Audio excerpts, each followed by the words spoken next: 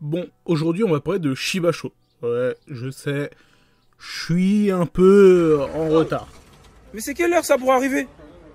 Le soleil il est parti depuis. Avant de commencer, n'hésite pas à t'abonner, vous êtes presque à chaque fois à 96% à ne pas être abonné. Voilà, lâche un petit abonnement, ça coûte rien, ça fait plaisir, voilà. Bon, comme j'ai dit, on va parler de Shibasho, parce que ce boug, il a beau jouer à Fruit Ninja sur le champ de bataille, c'est un pacifiste. Ouais, un pacifiste. Ça veut dire qu'il fait des câlins aux arbres, qu'il joue à la marelle et qu'il se nourrit que de légumes et de graines.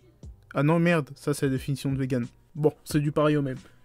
Bon, plus sérieusement, on apprend qu'avec une discussion avec un vétéran pendant la bataille, il préférait boire le thé que de se battre, et jugeait d'ailleurs la prise des armes comme un acte lâche. Ainsi que, on le voit très bien, rien n'est plus important pour lui que la vie des fils de Seika. Elle est intéressante cette pensée parce qu'elle est aux antipodes de la vision qu'on a de lui quand on le voit la première fois. Parce qu'avec ses aptitudes monstrueuses au combat ou son physique de Stardust Crusader, on s'attend pas à ça. On peut rajouter aussi que le personnage déteste la cour de Zao et ne prend les armes que pour défendre Seika jusqu'à l'arrivée de Riboku. En résumé, il est pas patriote, il évite de se battre et fait tout son possible pour sauver les habitants de sa ville. Et c'est cet aspect non patriote et qui tient beaucoup à sa ville qui pop dans la tête de beaucoup de monde l'idée qu'il sera un prochain général de Qin. Alors, naturellement, vu la bataille qu'on a, il y a des gens, ils ont fait des théories que enfin quelqu'un va accepter les propositions de CDI de Hussein. Enfin quelqu'un va signer chez la Hussein Corporation. Mais pour cette bataille, la logique est foireuse. Déjà, dans un premier temps, parce que on est sur une bataille la plus coûteuse en vie pour Qin.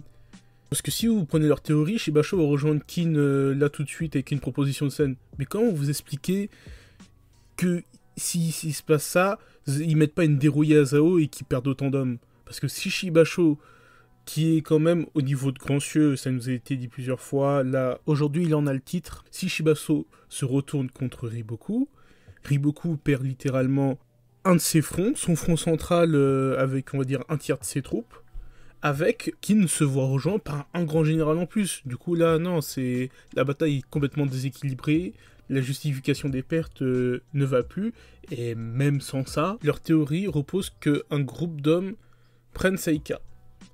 Alors, je veux bien, mais Seika, c'est la porte des terres centrales vers l'est. Autant dire que c'est pas la porte à côté, hein. Autant dire que si tu dois faire traverser, parce que je pense que c'est une cité assez grosse, on va dire 10 000 hommes, 10 000 hommes, faut faire passer 10 000 hommes discrètement, ça c'est compliqué déjà. Ensuite, il faut assiéger la cité et tenir la cité. Et ça, c'est encore un autre point.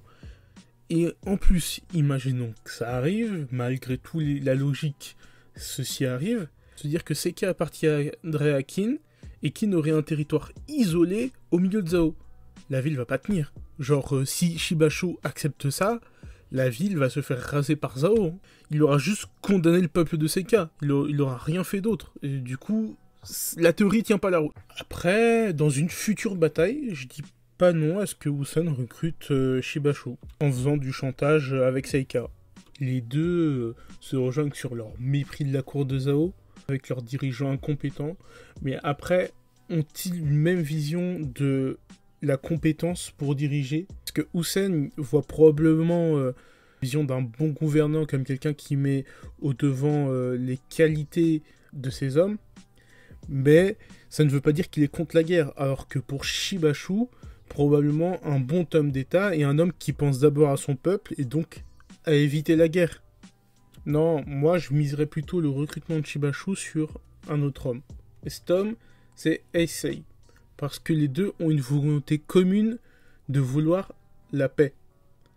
Après la victoire sur le nord et la prise de Kantan, Zoro il sera privé de gouvernement, l'État ne sera plus centralisé. À ce moment-là, ce qui restera de Zao va essayer de se regrouper soit en petits groupes de cités, soit se créer des cités-États, soit essayer de recréer un gouvernement qui ne sera pas approuvé par tout le monde. Et c'est là où toutes les cités de Zao seront les plus faibles. À ce moment-là, Qin, ils vont continuer à envahir Zao tranquillement, mais les autres états vont pas s'en priver. S'il y a encore Wei ou Yan, ils vont pas s'en priver, ils vont sauter sur la part du gâteau.